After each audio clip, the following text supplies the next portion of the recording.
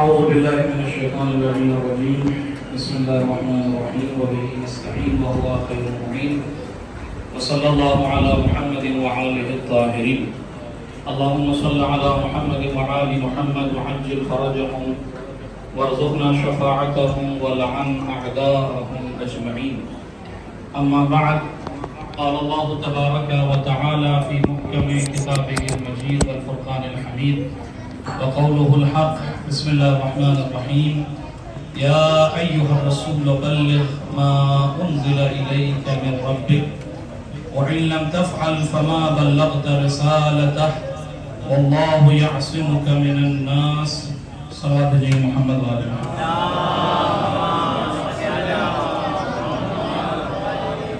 سب سے پہلے گزارش ہے کہ ایک مرتبہ سورہ حمد اور 3 مرتبہ سورہ توحید کی تلاوت فرما کر جناب صفت صاحب اور قائم مہدی صاحب کی فیملی کے تمام مرحومین و مرحومات بالخصوص شہداء ایران کی ارواح کو اصحال فرما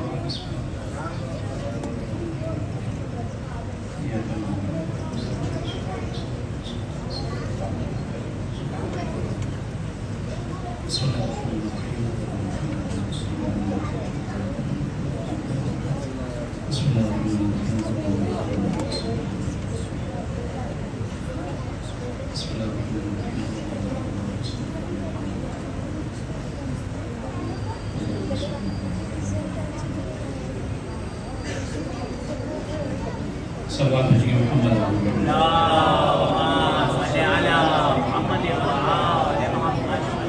ایک اعلامی سماعت فرما رہے انشاءاللہ کل صبح میں 10:30 بجے سے 12:30 بجے تک بچوں کے لیے غدیر کے حوالے سے بعض فعالیت اور ایکٹیویٹیز کا اہتمام کیا گیا ہے. خاص طور سے غدیر کے حوالے سے ڈرائنگ جو چھوٹے بچے ان کے لیے اور غدیر کے حوالے سے ایک اسپیشل اسپیچ کا بھی اہتمام کیا گیا ہے بچوں کے لیے. تو یہ 2 گھنٹہ 10:30 سے 12:30 اگر بچے فری ہوں اور اگر فری نہیں ہو تو ان کو فری کر کے ضرور جو ہے وہ اس جلسے میں بھیجیے تاکہ وہ غدیر کے دن سے فیضیاب ہو سکیں. اور دوسرا اعلان ہے کہ انشاءاللہ 12:30 بجے سے اعمال غدیر بھی یہاں رکھے گئے ہیں. جو حضرات اعمال میں شرکت کرنا چاہتے ہیں وہ 12:30 تشریف لے آئیں گے اور انشاءاللہ کوشش ہوگی کہ 1 بجے تک ختم کر کے 1 بجے بعد نماز با جماعت اور اس کے بعد زیارت غدیریہ کی خیرات کریں گے انشاءاللہ. ایک صلوات بھیجیں گے محمد والے.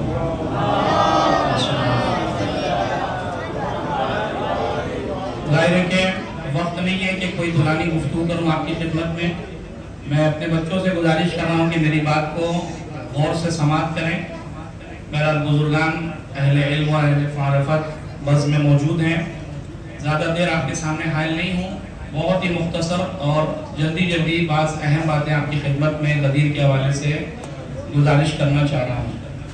یقیناً غدیر تاریخ اسلام کی ایک ایسی عید کہ جس کے لیے روایات میں عید اللہ الاکبر کا لفظ استعمال کیا, یعنی اس عید کو خدا کی ذات سے منسوب کیا, جو اس عید کو تمام اعیاد پر بزرگ و برتر اور فوقیت عطا کرتی ہے. اگر کسی عید کو عید اللہ کہہ کے خطاب کیا جائے تو آپ سوچیں کہ کسی نے بہت شروع میں ایک شعر پڑھا تھا کہ خدا بھی خود غدیری ہے. یعنی در حقیقت خدا کی جو مرضی تھی اس مرضی کو رسول اللہ نے میدان غدیر میں محقق کیا ہے. اور یہ بات میں اس لیے عرض کر رہا ہوں کہ آپ الفاظ دیکھیں آیت مبارکہ کے کہ ارشاد رب العزت ہو رہا یا ایھا الرسول بلغ, پیغمبر آپ پہنچا دیں اس چیز کو ما انزل الیک من ربک, اس چیز کو جو آپ کے رب کی طرف سے آپ پر پہلے نازل کیا جا چکا ہے. ایسا نہیں ہے کہ میں تازہ آپ سے بات کر رہا ہوں, کوئی ایسا حکم ہے کہ جو ابھی آپ کو تازہ دیا جا رہا ہے, نہیں, بلکہ اس حکم کے بارے میں آپ سے پہلے گفتگو ہو چکی ہے. اس وقت اس حکم کو ابلاغ کرنا آپ کی ذمہ داری ہے, لوگوں تک پہنچانا آپ کی ذمہ داری ہے. یہی وجہ ہے کہ اگر آپ اس حکم کو اگر قرآن میں تلاش کریں گے وہ کون سا حکم تھا, تو جب آپ قرآن میں جائیں گے تو ایک جگہ آپ کو ملے گی جہاں پیغمبر خدا سے اتنے نزدیک ہوئے کہ کعبہ قوسین کی منزل اور اس کا فاصلہ رہ گیا. جہاں عالم بشریت کا جز رسالت میں کوئی موجود نہیں تھا، صرف خدا اور بندہ خدا.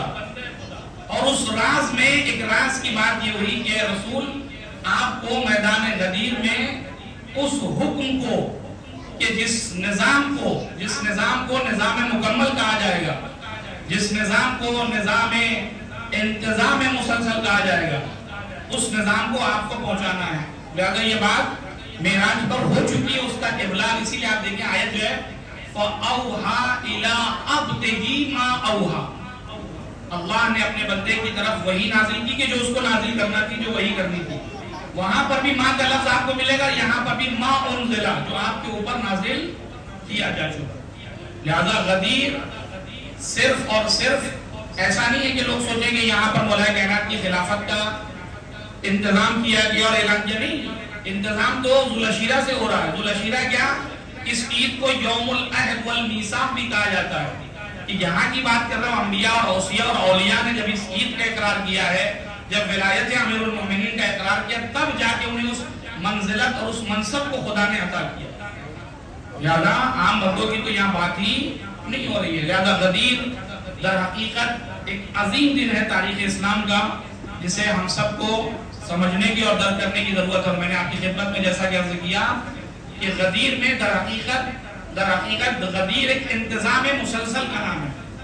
آپ دیکھیں 10 ہجری کو قیامت سے جوڑ رہے ہیں رسول خدا، یعنی 10 ہجری کو قیامت سے ملا رہے ہیں کہ اب یہ سلسلہ جو ہے بات میں تمہارے حوالے کر رہا ہوں، جو ولایت ائمہ کی صورت میں تمہارے حوالے کیا جا رہا ہے، اس کا سلسلہ قیامت سے جڑ رہا ہے۔ اس کا مطلب اگر آج کے دور میں کہنا چاہوں کہ رسول اللہ نے یہ جو من کنت مولا ہو فہذا علی المولا کہا ہے، اسے اگر آج کے دور پر میں اپلائی کروں تو یہ کہا جا سکتا ہے کہ رسول یہ کہہ رہے ہیں کہ من کنت مولا فمہدی المولا۔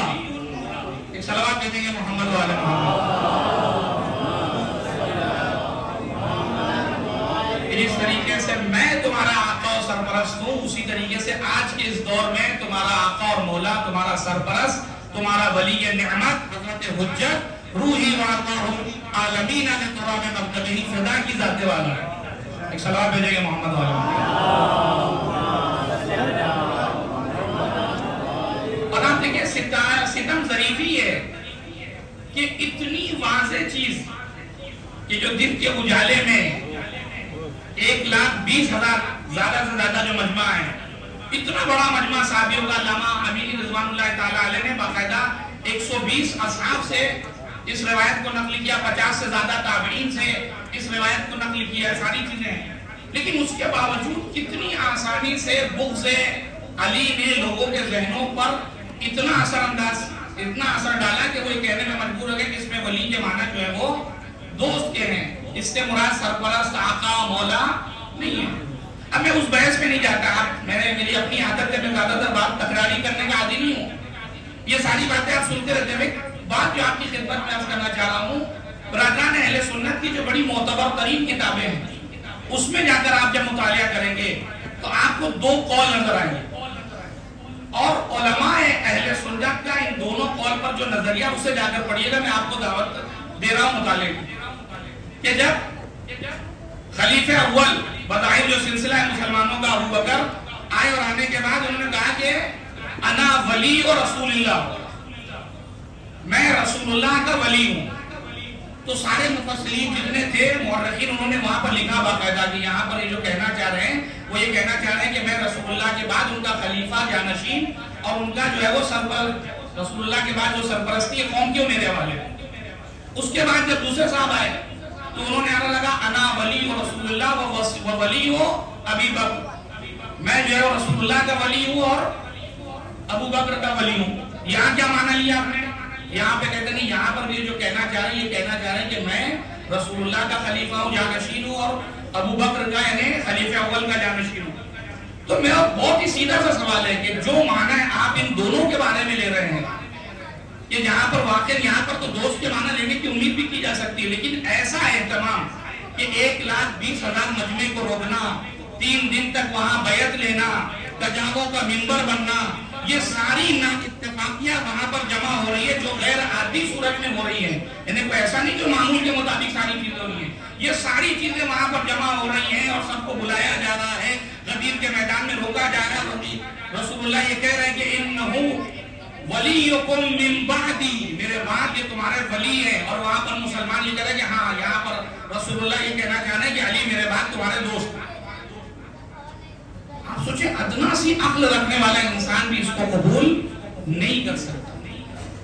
لہذا اس چیز کو سمجھنے کی ضرورت ہے. اور شاید یہی وجہ ہے کہ غدیر نے ایک عمل جو پیغمبر نے انجام دیا کہ جو افراد پیچھے تھے ان کا انتظار کیا, جو آگے تھے ان کو کہا کہ نہیں مقام غدیر پہ تشریف لے کر آؤ, وہاں پر ہم اعلان نہیں کریں گے, یہاں پر سب تشریف لے. گویا کہ رسول اللہ نقطۂ اعتدال اسلام کو بیان کرنا چاہ رہے تھے کہ دیکھو اسلام اسی وقت بقا چاہے گا, اسلام اسی وقت باقی رہے گا, یا اسلام اسی وقت سرفراز ہوگا, باعزت ہوگا, معزز ہوگا جب علی کے دامن میں اس اسلام کو پروان چڑھاؤ گے.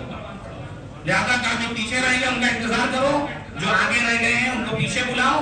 یہ بھی اشارہ تھا کہ علی کی ذات میں نقطۂ اعتدال اسلام ہے, جن سے پیچھے رہ جانے والا بھی ہلاک ہے اور آگے رہ جانے والا بھی ہلاک ہے.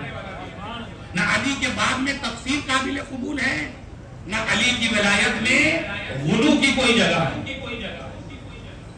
صرف کامیابی انہیں ملنے والی ہے کہ جو نقش قدم امیر المومنین پر اپنے قدموں کو جما کر چل رہے ہیں, ورنہ کامیابی سب کو نصیب نہیں ہونے والی. اور آج کی اہتمام سے جملہ کہتے بات کو ختم کرنا ہے.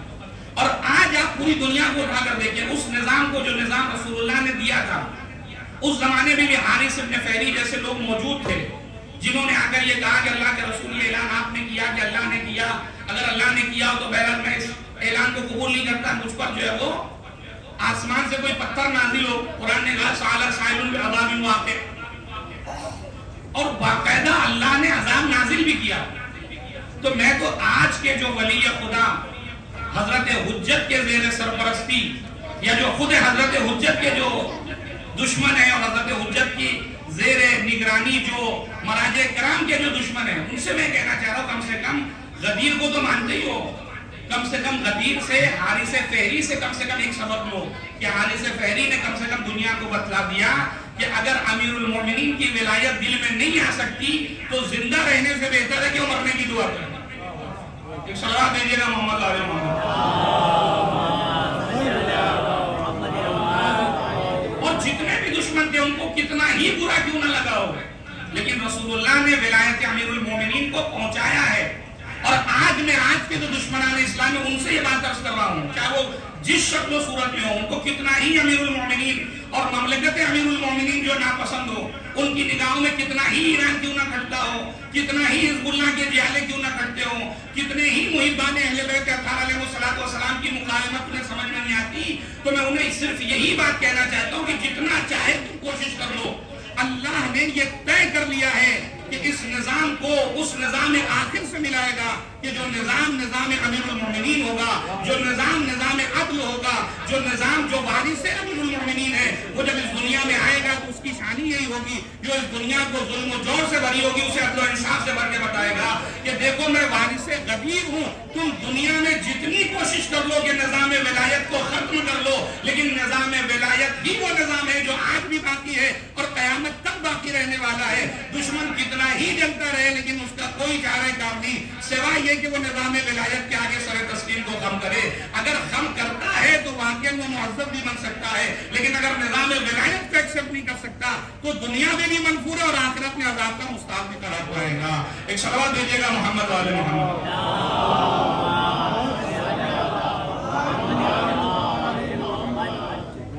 لہذا اللہ نے عزت بھی اسی لیے ان کے دامن میں رکھی ہے جو نظام ولایت امیر المومنین سے جڑے ہوئے. آپ سوچیں دشمن کے سامنے اپنے آپ کو پیش کر دینا, یہ وہ اسلام ہے جو آج عالم اسلام فالو کر رہا ہے. اور جو نظام ولایت امیر المومنین کے چاہنے والے ہیں وہ سیسا پلائی ہوئی دیوار کے مانند کھڑے ہو کر اعلان کر رہے ہیں کہ نظام ولایت امیر المومنین نے کسی ظالم اور جابر کے سامنے جھکنے سے منع کیا. غدیر ہمیں کسی ظالم کی حمایت کرنے کی دعوت نہیں دیتی. غدیر یہ کہتی کہ میں 25 سال خاموش رہنا پسند غدیر یہ کہتی ہے کہ میں 72 کا لشکر لے کر جاؤں گا، لیکن یزید اپنے زمانے میں ہوا کرے، لیکن میں اس کے سامنے سر نہیں جھکاؤں گا۔ وہ ذلت کی زندگی مجھے نہیں پسند کہ جو ظالمین کے زیر سایہ گزاری جائے، بلکہ مجھے وہ عزت کی موت پسند ہے جو خدا کی راہ میں پیش کی جائے۔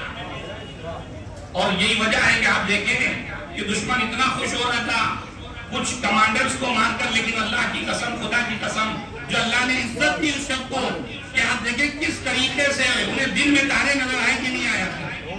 یہ کیوں ہوا کہ جس دشمن کے بارے میں لوگ یہ سمجھ رہے ہیں اس کو کون مار سکتا ہے، اس کی کیا اوقات، یہ کیا ہوگا، اس دنیا پہ سپر پاور طاقت نہ جانے کیا کیا۔ اور یہ بات کہے کہ جب آپ نظام امیر المومنین کو اپنائیں گے تو شہادت آپ کو دینی ہے، اس میں کوئی شک نہیں ہے۔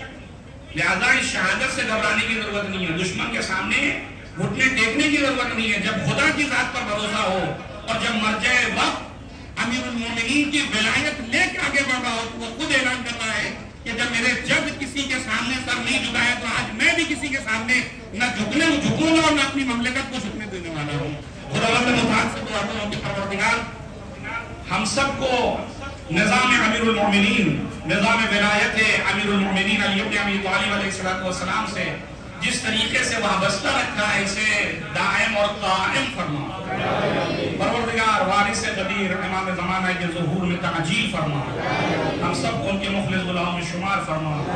پروردگار زمانہ بڑا پورا شوق ہے، ساری دنیا تشیع کی دشمن بنی بیٹھی ہے۔ خدایا اس پورا شوق زمانے میں ہمیں تیری ذات اور تیرے ولی کے علاوہ کسی اور پر بھروسہ نہیں ہے۔ پروردگار اپنی آخری حجت کے ظہور میں تعجیل فرما تاکہ یہ انقلاب جو مومنین نے برپا کیا اس انقلاب کو اس انقلاب آخر سے ملا دے کہ جو انقلاب ساری دنیا کو بست اور اس کی حقیقت کو بتانے والا ہے۔ پروردگار ہم سب کو یہ توفیق عنایت فرما کہ ہم تیری راہ میں تیری اطاعت اور تیری بندگی کر سکیں۔ پروردگار نظام امیر المومنین، نظام ولایت امیر المومنین، قوانین اسلام پر عمل کرنے کی توفیق عنایت فرما۔ پروردگار حاضرین جلسہ میں جتنے بھی افراد موجود ہیں، جو بھی مریض ہیں، جو بھی کسی تمنا کو لے کر آئے، پروردگار جو مریض ہیں انہیں شفائے کامل اور جو بھی کوئی تمنا لے کر آئے اس کی ہر حاجت دنیاوی اور اخروی کو پورا فرما۔ پروردگار اس دنیا میں زیارت سید الشہداء اور آخرت میں شفاعت سید الشہداء نصیب فرما۔ وآخر دعوانا ان الحمدللہ رب العالمین۔ ایک مرتبہ سورہ حمد اور 3 مرتبہ سورہ توحید کی تلاوت فرما کر حاضرین جلسہ کے تمام مرحومین و مرحومات بالخصوص جناب سبتے صاحب اور جناب قائم مہدی صاحب کے مرحومین کی ارواح کی سلام۔